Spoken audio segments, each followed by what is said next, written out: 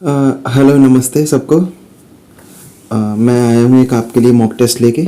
ये mock test आप समझ सकते हैं जो अभी सीजीएल का एग्ज़ाम चल रहा है 12 सितंबर से, जो री शेड्यूल हुआ था उसके बेसिस पे ये कोई एनालिसिस नहीं है, क्योंकि फ्रॉम द रिस्पेक्टेड चेयरमैन साहब ने बोला है कि कोई भी एनालिसिस नहीं कर सकता, तो हम उसका पालन करते हैं। ये सिर्फ एक उसी के बेसिस पे कि कैसा क्या टेस्ट चलेगा। इसमें मैंने स्पेलिंग एरर्स भी रखे हैं, क्लोज टेस्ट जो कि मना किया हुआ है, मतलब आ नहीं रहा है तो उसको नहीं लिया है, उसकी जगह हमने रीडिंग पैसेज लिया है, ठीक है। और साथ ही साथ बहुत सारे सिनोनिम्स हैं।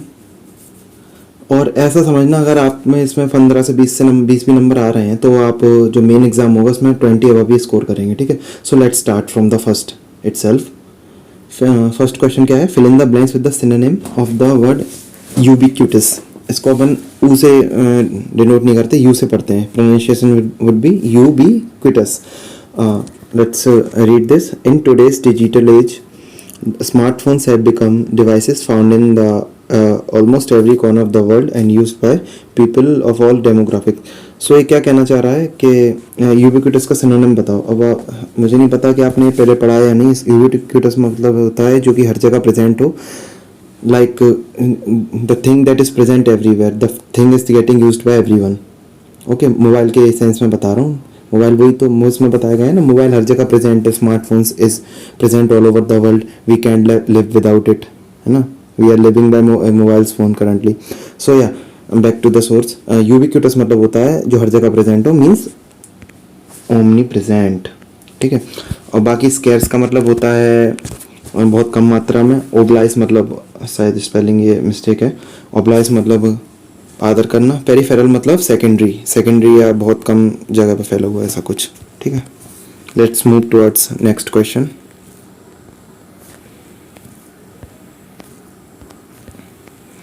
ये स्पेलिंग एरर का क्वेश्चन है। There is a sentence there in 4 options, we have to find out which sentence contain a spelling mistake, है ना। Let's start from the first sentence. The entrepreneurs innovated. We read it like entrepreneur, not entrepreneur, entrepreneur, ठीक है।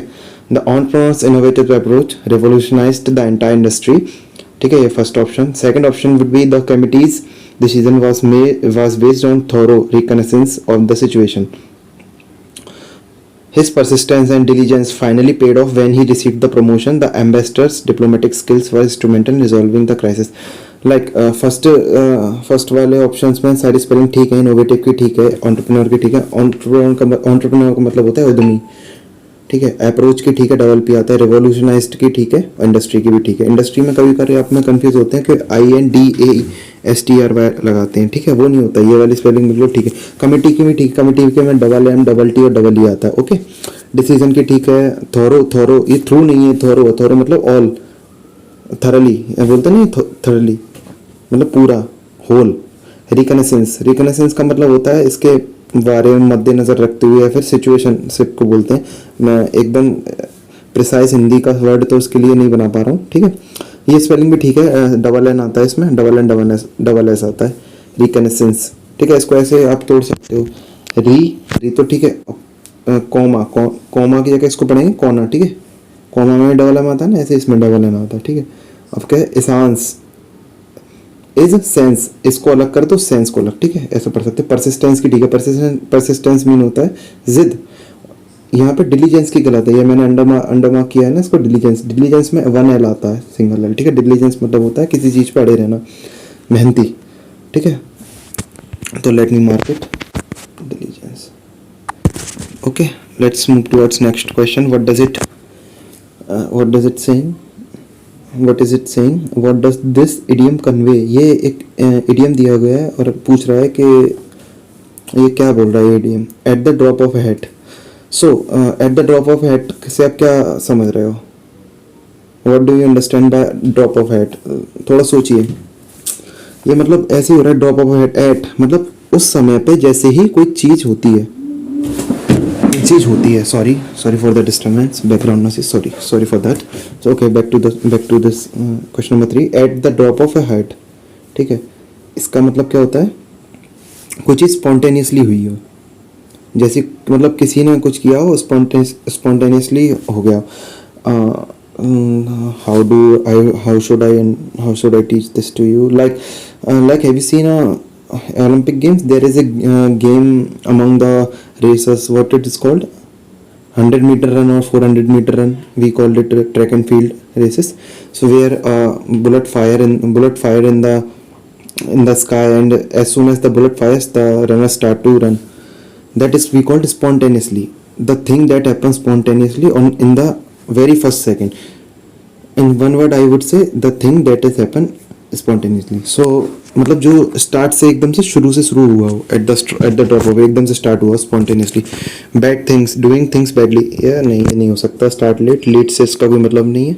Start instantly ये होगा, ये पक्का इसी का आंसर है, स्टार्ट इंस्टेंटली। ठीक है, मतलब एकदम से जो चालू हुआ। ठीक है, कॉल द फर्स्ट विटनेस, ये अपना नरेशन है ना। Call the first witness set the जज, ये हमको दिया गया है, इसका हमें नरेट करना है। ठीक है, इनडायरेक्ट में दिया, डायरेक्ट में बनाना है। द जज commanded to call the first witness,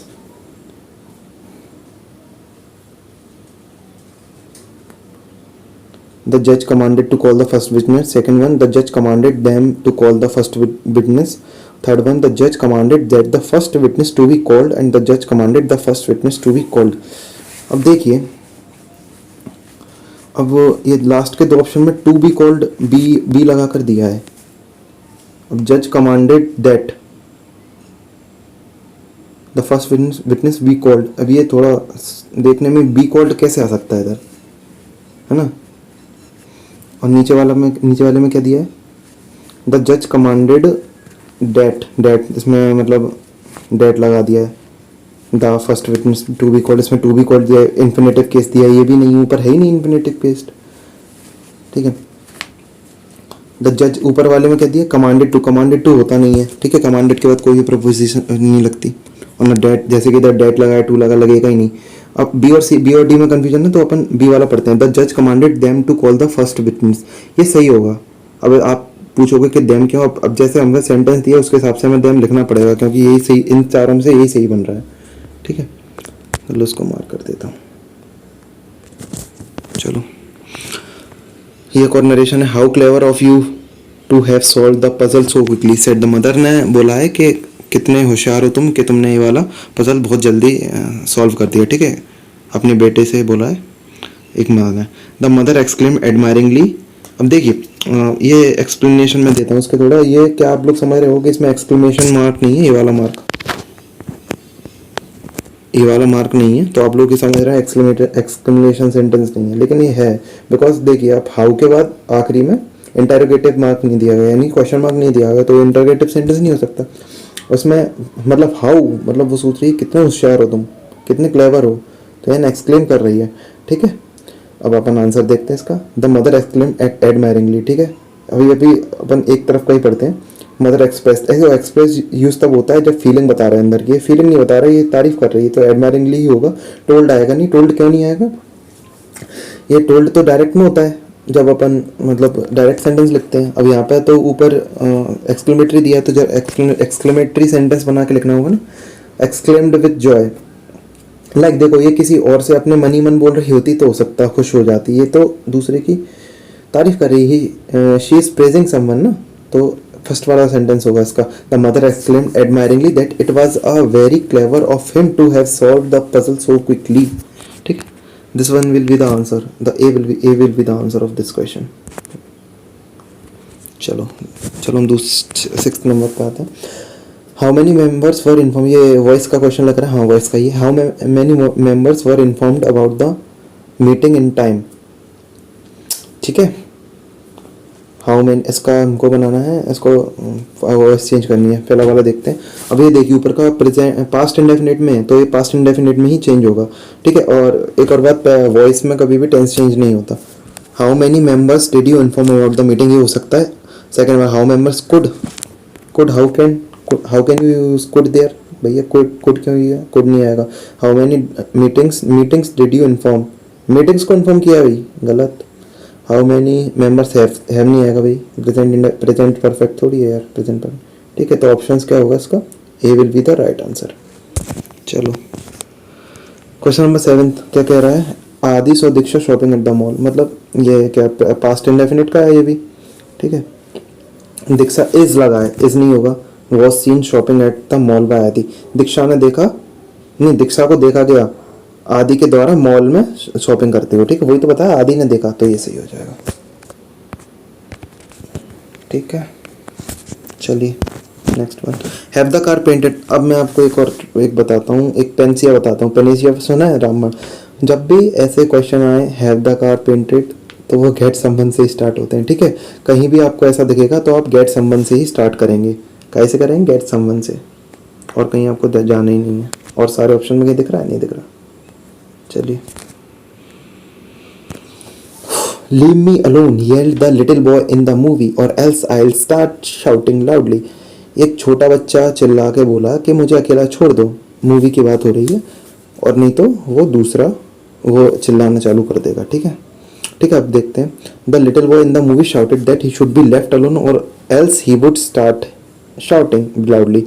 अब इसको हमको वॉइस चेंज करना है ना। ठीक है, तो इसमें इधर कहीं लगा, हाँ शाउटेड दिया, येल्ड का मतलब शाउटेड ही होता है, चिल्लाना। द लिटिल बॉय वांटेड अपन इसको डिस्क्राइब ही नहीं कर पा रहे, डिस्क्राइब करना है ना तो शाउटेड की तरह ही होगा। Boy in the crowd cried, रोने का उधर कहीं सेंस नहीं बनना है और रिक्वेस्ट भी नहीं कर रहा है, तो first would be answer, first A would be the answer of this question. ठीक है, चलो, neither a borrower nor a lender be said the mother to her daughter. अब इधर क्या रखा है, बी है, लुक इधर बी आ रहा है, बी आ रहा है इधर। ठीक है, तो हमको इसको इन्फिनेटिव केस बनाना होगा। ठीक है, देखते हैं दोनों में इन्फिनेटिव केस ऐसे होगा। The mother advise a daughter to not be a border and not be a lender, ऐसा कुछ करके होगा, नॉट आएगा और टू बी से कनेक्ट करेंगे। The mother advise a daughter neither to be a border and not to be a lender, यही होगा इसका आंसर ए। बिना देखे अपन ए लगा सकते हैं, सॉरी। ठीक है, और हमें देख लो, ये सारा तो यहाँ तक तो सेम ही है। अब देखना, टू बी ए बोरोवर, इधर नॉट टू बी नहीं है, बी गायब इधर, इधर नीदर बी, इधर टू, इधर से इधर बी के पीछे टू नहीं है, इधर बी है, इधर कुछ भी नहीं है। ठीक है, तो ए वाला ऑप्शन राइट होगा। 11th one, what is the branch of physical geography dealing with the formation and features of mountains. क्या पूछ रहा है, वो ब्रांच बताइए फिजिकल ज्योग्राफी की जो डील करती है, जो स्टडी करती हो माउंटेन के फीचर्स की और फॉर्मेशन। क्या होगा, माउंटेनोग्राफी, मतलब कुछ भी है, माउंटेनोग्राफी लिखा है तो माउंटेन से, नहीं भाई ये नहीं होगा। रॉकोग्राफी, चट्टान, ये क्या है, रॉकोग्राफी थोड़ी होता है, ये भी नहीं होगा। मीटरोग्राफी तो शायद मौसम रिलेटेड होता है। Orography will be the right answer. ठीक है, इसका आंसर क्या होगा, ऑरोग्राफी। ब्रेट, ब्रेट मतलब जैसे तुमने सुना होगा, या दिल्ली अपन लोग बहुत से ये स्लैंग यूज़ करते हैं, rich brat, he is very rich brat. ठीक है, रिच ब्रेट। अब उसमें रिच का मतलब तो अमीर और ब्रेट मतलब बिगड़ा हुआ, समझे। ब्रेट, तो इधर ब्रेट का मतलब क्या है, spoiled child, spoiled child, spoiled child. Rich person, rich person नहीं होगा। प्लम्प लेडी, प्लम्प मतलब होता है थोड़ा फैटी, वाइस मैन को पता ही होगा, समझदार आदमी। गैलीवेंट, गैलीवेंट मीन्स क्या होता है, मियंडर, ब्रेव, ग्रेप। ओ नीचे वाला गलत लग रहा, रुको अभी तुम बताओगे सही।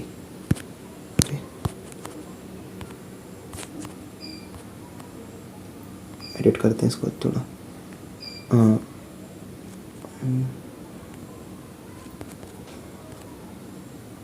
क्या है यार, हाँ ठीक है, अब तुम बताओ क्या होगा। अरे यार, I am very new to this, I don't know, please ignore my mistakes, I am innocent okay. ठीक है, देखो गैलीवेंट, इसको पढ़ते हैं गैलीवेंट। गैलीवेंट का मतलब होता है क्या, गैलेंट।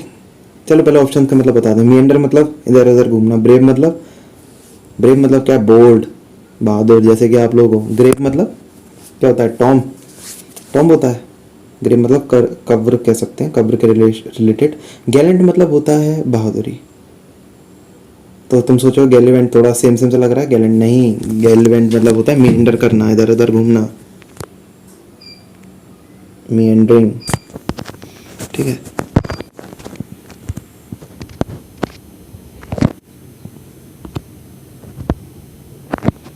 कैसे डरा यार ये? छोड़ो चलो। NAR के नर्क। अब नर्क में ज़िंदगी कैसे हो जाती है? इरिटेट, तो इसका इरिटेट हो जाएगा।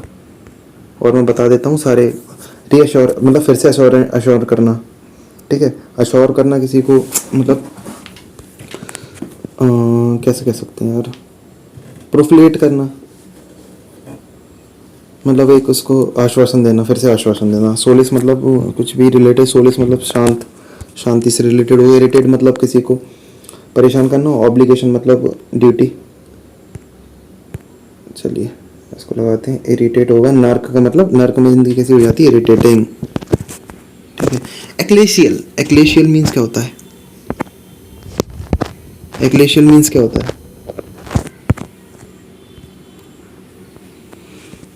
एक्लेशियल मीन्स क्या होता है? प्रोफ्यूज मतलब होता है बहुत ज़्यादा डीप। चर्चली मतलब related to church. And secular मतलब धर्म निरपेक्ष। प्रोफेन मतलब अपवित्र। और पियस मतलब पवित्र। प्रोफेन मतलब अपवित्र। एक्लेशियल मीन्स जो चर्च से रिलेटेड वही होता है, धर्म से रिलेटेड, चर्च से रिलेटेड, तो चर्चली इसका आंसर होगा।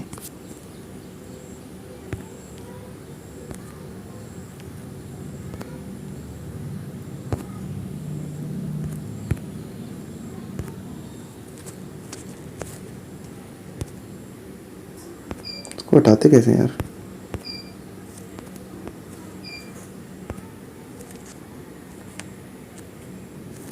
ठीक है, इसका आंसर होगा चर्चली। चलो स्पेलिंग एरर है। स्पेलिंग एरर दिया गया है इसमें। किसकी स्पेलिंग पूछी? हैरेसमेंट ही। हैरेसमेंट मतलब किसी का उत्पीड़न करना या उसको सप्रेस करना, दबाना। स्पेलिंग इसकी क्या होती है? HARASMENT ना, ये नहीं होती। हरासमेंट की स्पेलिंग होती है HARASSMENT, ठीक है। यानी कि ऑप्शन नंबर बी। अब इसको थोड़ा मैं समझा देता हूँ, तुम इसको कैसे रिलेट कर पाओगे। लुक, इसमें क्या दिया गया? जब ये दिया हुआ है ना, AS, इस मतलब, ये मतलब क्या होता है? क्या होता है? असाइड। एस मतलब होता है गधा। अब एस जब भी यहाँ पर भी, most of the words like embarrass, assiduous, harass, ये सब में ए के बाद डबल एस ही आता है, ठीक है। इसको तुम याद कर लेना ट्रिक से। एस मतलब गधा, ठीक है। सिजर्स, सिजर्स कैसा है? प्लूरल, प्लूरल नाउन की तरह यूज़ करते हैं सिजर्स। अब पेयर ऑफ सिजर्स होगा तो सिंगुलर, और सिजर्स होगा तो प्लूरल। अब सिजर्स में एस तो लास्ट में आ गई, ठीक है। और एस डबल आता है, यानी कि फर्स्ट ऑप्शन ए, SCISSORs, ये लिख सकते हो, ठीक है। ये है ना, हाँ यही है। और सारे ऑप्शन गलत हैं। SCI हाँ गलत है, ठीक है। बी वाला ऑप्शन भी गलत है। स्पेलिंग एरर, ये भी स्पेलिंग एरर दिया है मैंने, जैसे बोला था। इसका स्पेलिंग क्या होगा? आसिड्यूस, एसिड्यूस। इसमें भी देख लो, एक के बाद डबल एस है। एसिड्यूस मतलब बहुत ही ज़्यादा मेहनती वाला काम। एस गधा कैसा होता है? म्यूल, खच्चर कैसा होता है? मेहनती होता है ना। एसिडियस तो वैसे ही उस सेंस में ही है। तो उसका आंसर क्या होगा? ये मैंने ट्रिक दी है याद करने की, डूओस ऑन अस। तो इसका पहला आंसर हो जाएगा ए। स्पेलिंग इसकी ठीक है। यू भी आता है, डूओस होता है ना कि डोस। ऐसे डोस, ऐसी डूअस पढ़ेंगे, इससे अपन को याद भी रहेगा, ऐसी डूअस, ठीक है। डाइसेंट्री, डाइसेंट्री मतलब होता है पिशाच, कुछ होता है पिशाच हिंदी का। मैं मतलब ये मैंने तो हिंदी में पढ़ा, तो मैं आपको बता रहा हूँ पिशाच। डाइसेनेट्री, इसका स्पेलिंग क्या होगा सही? ऑप्शन नंबर बी होगा इसका स्पेलिंग सही, SENNTERY, ये वाला, ठीक है। बिजनेस का तो पता ही होगा आपको, इजी है। BUSINESS, ठीक है। तो इजी हो गया, इजी इजी इजी पीजी। ये क्या है? 21st में क्या दिया गया है? रीडिंग कम्प्रीहेंशन दिया है अपने को, हाँ, ठीक है। जो कि अभी चल रहा है CGL में, मैंने सुना है। देखो मुझे नहीं पता, मैंने बस सुना ही है। क्लोज टेस्ट नहीं आ रहे हैं, ये आ रहे हैं। और एनालिसिस की चेयरमैन साहब ने मना किया है। चेयरमैन, इसको थोड़ा पैसे वॉइस में बना के दिखाना कैसे होता है, कैसे बोलेंगे, ऐसे बोलेंगे चेयरमैन साहब forward us to analyse CGL test, CGL paper, ऐसे ही बोलेंगे ना, ठीक है। चलो let that aside and focus on this. Coming back to the matter. Let's read it because it is reading comprehension. देखो रीडिंग कॉम्प्रिहेंशन का सब लोग अलग अलग तरीके से बताते हैं कैसे पढ़ना है। देखो मैं अपना तरीका बताता हूँ, तुम इसमें से 5 में से 5 स्कोर कर सकते हो। पहले पढ़ लो अच्छे से, इसको हिंदी में मीनिंग निकाल दो, पढ़ लो, क्योंकि एग्जामिनर इतना इजी नहीं देता है। कुछ ना कुछ इसमें फ्लॉज बनाएगा ही, ट्रिक या फिर कैच होगा ही कि आप सीधे आंसर दे ही नहीं सकते, है ना। कि आपने सोचा चलो मान लो कि जनरल नॉलेज के हिसाब से आंसर नहीं, आपको रीडिंग करके ही आंसर देना होगा। चलो पढ़ते हैं इसको। माइक्रो फाइनेंस इंस्टीट्यूशंस, एमएफआईस का फुल फॉर्म दिया हुआ है माइक्रो फाइनेंस इंस्टीट्यूशन। एमएफआईस जानते हो? कौन कौन जीके तो सारे पढ़ रहे हो, बताओ क्या होता है? जो छोटी जो एमएसएमईज होती है ना, इंस्टीट्यूशंस होते हैं, एंटरप्राइजेस होते हैं, उनको लोन और फाइनेंशियल स्टेबिलिटी अवेयरनेस प्रोवाइड कराती है, उनको बोलते हैं micro finance institution. Have become crucial agents. देखो जो भी स्पेलिंग या फिर जो भी वर्ड होगा थोड़ा टिपिकल सा, उसका मैं हिंदी मीनिंग बता दूंगा, बाकी आप खुद पढ़ लेना। MFIs have become crucial agents for advancing financial inclusion in rural areas through extending small loans and saving accounts to the people who don't have access to conventional banks. MFIs empower entrepreneurs, most often women। इसको पढ़ते हैं entrepreneur, नहीं क्या बोला था, entrepreneur most often, और ये woman नहीं है, विमेन है, विमेन क्या प्लूरल फॉर्म है, तो इसका क्या पढ़ेंगे, विमेन। इनिशिएट और स्केल अप माइक्रो एंटरप्राइजेस, ठीक है। In most villages, these loans support poultry farming, handloom weaving, or tiny retailing outlets. MFIs goes beyond credit by regularly offering financial education training, teaching borrowers to cope with। cope के बाद, हाँ cope के बाद with आता है, ना कि cope up with cash flows and interest charges। critics wants however के बाद जो देखो जो सेंटेंस होता है ना, however मतलब होता है बट के बाद क्या हो जाता है, पॉजिटिव से नेगेटिव सेंस में जाता है। अगर लेफ्ट साइड में हाउएवर के पॉजिटिव है तो उधर ऑफ कोर्स ही बात है ऑक्सीमोरन चलता है, राइट साइड में नेगेटिव हो जाता है, ठीक है। That excessive interest rates and repayment pressure can result in over indebtedness. इसको डेब्ट टेंस नहीं पढ़ते, डीबीटी को डेब्ट नहीं पढ़ेंगे, डेट पढ़ेंगे, ठीक है। सुन लो ध्यान से, ये मारूंगा अंदर घुस के। To avoid such risks, some MFIs in limit interest rates and spread repayment terms. Research indicates that when complemented by market linkage such as guaranteed buyers for fruits and vegetable, microfinance can trigger sustainable मतलब बनी रहती है, जो कि powerful रहती है हमेशा। क्या बोल सकते हैं इसको, हिंदी शब्द कैसे बताऊँ यार, सस्टेनेबल मतलब यार ठोस मतलब मजबूत, economic growth and poverty reduction। Okay, let's move towards our questions। First question is asking, according to the author, sustainable impact occurs when microfinance is combined with। मतलब author पूछ रहा है जो impact है sustainable जो बना, मतलब एक मजबूत impact कब होगा, जब माइक्रो फाइनेंस किसके साथ कंबाइंड होंगी, माइक्रो फाइनेंस किससे मिलेगी, इंटरेस्ट रेट से। हाई इंटरेस्ट रेट, ये तो हम बोल रहे हैं कि लो इंटरेस्ट रेट पे, ऑथर बोल रहा है कि लो इंटरेस्ट रेट पे माइक्रो फाइनेंस देती है, ये नहीं होगा। शॉर्टर लोन टर्न ईयर्स क्यों होगा भाई, जल्दी लोन वापस थोड़ी लेना है उनको, तो एक सस्टेबिलिटी देनी है कि देर तक रहेगा, सस्टेनेबल इन्वायरमेंट देना है, ये भी नहीं होगा। गवर्नमेंट बेल आउट्स का मतलब ये होता है जब कोई बड़ा कॉर्पोरेट कंपनी इन डेट हो जाती है, बैंकरप्ट हो जाती है, इंसॉल्वेंट हो जाती है, तो उनके लिए मदद करना, तो यानी गवर्नमेंट कंपनी है, कॉर्पोरेट का तो कोई बात है ही नहीं। तो ऑप्शन क्या होगा इसका, बी ऑप्शन बनता है, बी। कैसे बनेगा, let me explain. Sustainable impact कब होगा, जब माइक्रो फाइनेंस किसके साथ कंबाइन होगी, मार्केट लिंकेज, जब ये पोल्ट्री फार्म और ये फार्मर्स जब मीट करेंगे इसको, प्रोड्यूसर्स को, इनके जो मार्केट के दाम है वो बढ़ाए जाएंगे, मार्केट में इनके प्रोडक्ट्स बेचेंगे, फार्मर्स कम दाम पे लेगा और ज़्यादा पे बेचेगा, तब ये सस्टेनेबल ग्रोथ होगी, ठीक है। और फाइनेंशियल इस पे फाइनेंस एजुकेशन भी दे रहे हैं ना, तो इस तरीके से वो सिखाएंगे मार्केट कैसे मार्केट से लिंक करेंगे, ठीक है। सेकंड क्वेश्चन क्या होगा, the primary function of micro finance institution is. जो फर्स्ट फंक्शन मतलब प्राइमरी, जो पहले कुछ फंक्शन होते हैं, जो मेन फंक्शन होते हैं माइक्रो फाइनेंस इंस्टीट्यूशन MFIs के क्या है। चार्ज हाई इंटरेस्ट रेट नहीं होगा यार, चार्ज हाई इंटरेस्ट रेट से बिल्कुल ऑक्सीमोरन हो रहा है, उल्टा हो रहा है, ये नहीं होगा। प्रोवाइड लार्ज कॉर्पोरेट लोन, मतलब समझते हो ना, कॉर्पोरेट क्या होता है, company, MNCs, corporations, so it doesn't seems to be any small things or like poultry farming, it doesn't match with that, ठीक है, ये ऑप्शन भी नहीं होगा। Offer financial service to those excluded from traditional banking, regulate national monetary policy, ठीक है। देखो D भी थोड़ा बहुत लग रहा है कि नेशनल मॉनेटरी पॉलिसी के अंडर ही आता है MFI, लेकिन हम इसको इसमें हम चूज़ करेंगे ऑप्शन नंबर सी। क्यों, इसमें MFI का जो मेन ऑब्जेक्टिव होता है फाइनेंशियल सर्विस देना जो कि ट्रेडिशनल बैंकिंग से नहीं है। ट्रेडिशनल बैंकिंग क्या होता है, जो अपन जो बैंकिंग हो रहा है जो अर्बन एरियाज में रह रहे हैं, जैसे कि स्टेट बैंक हो गया, जो ट्रेडिशनल बैंकिंग होती है उनमें अकाउंट ना होना, वो बैंकिंग ना करना, तो एमएफआई वो प्रोवाइड कराता है रूरल एरियाज़ को बैंकिंग। ठीक है, तो इसका सेकंड सी वाला आंसर हो जाएगा। ठीक है, क्वेश्चन नंबर 3 देखते हैं। In the context of micro enterprise most nearly means क्या होता है? मल्टीनेशनल कॉर्पोरेशन नहीं, स्मॉल स्केल बिजनेसेस नहीं, गवर्नमेंट एजेंसी नहीं, फैमिली ओन फार्म्स। देखो इसमें बी और डी में कन्फ्यूजन होगा आपको, लेकिन मैं बता दूं फैमिली ओन फार्म्स नहीं हो सकता अकेला, क्योंकि हाँ इसके अंदर आ सकता है माइक्रो एंटरप्राइजेस के अंदर फैमिली ओन फार्म्स, बट अकेला ये नहीं होगा। इसके अंदर बहुत ज़्यादा पोल्ट्री फार्म भी तो हो सकता है, फिशरीज भी तो हो सकता है, और स्मॉल शॉप्स भी तो हो सकती हैं, कन्वेक्स वो क्या कहते हैं जनरल स्टोर भी तो हो सकते हैं, बिल्कुल छोटे छोटे जो गाँव में खुले रहते हैं, where we can find the daily livelihood things. So the option will be most accurate is option number B. ठीक है, let's move towards question number 4 which benefit of MFI is mentioned besides lending money. कौन सा benefit है जो कि MFI का जो ऊपर मेंशन किया गया है, मतलब रुपए देने के अलावा, जो लोन देते हैं उसके अलावा। ग्रांटिंग लैंड टाइटल्स, ये थोड़ा मैच नहीं कर रहा है। फाइनेंशियल लिटरेसी ट्रेनिंग, हाँ यही होता है, ऊपर बोला ना फाइनेंस एजुकेशन दे रहा है।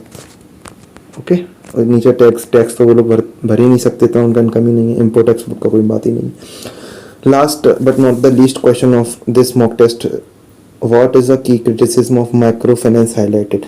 एक नेगेटिव पॉइंट पूछ रहा है कि इन 4 ऑप्शन में नेगेटिव पॉइंट क्या होगा एमएफआई का। ठीक है, it fails to reach woman, no its primary function to reach woman borrowers, first वाला नहीं होगा। सेकंड वाला, it offers only savings account, देखते हैं ये हो सकता है कि नहीं। ये high interest and repayment, high interest नहीं होता, डिपेंडेंस मार्केटिंग लेंगे। हाँ ठीक है, तो इसका ऑप्शन नेगेटिव पॉइंट पूछ रहा है ना, नेगेटिव पॉइंट होगा सी, क्यों फर्स्ट वाला गलत हो गया, सेकंड वाला ऑप्शन ठीक लगा, ठीक अच्छा है, ये पॉजिटिव है, और फोर्थ वाला ही पॉजिटिव, तो थर्ड वाला, क्योंकि ये वाला, अरे यार क्या हो गया,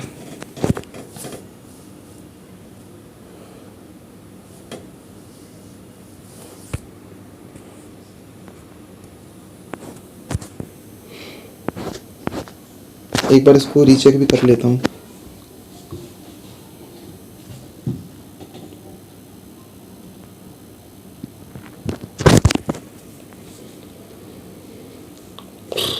ऑप्शन क्या होगा, हाँ एक्सेसिव इंटरेस्ट रेट।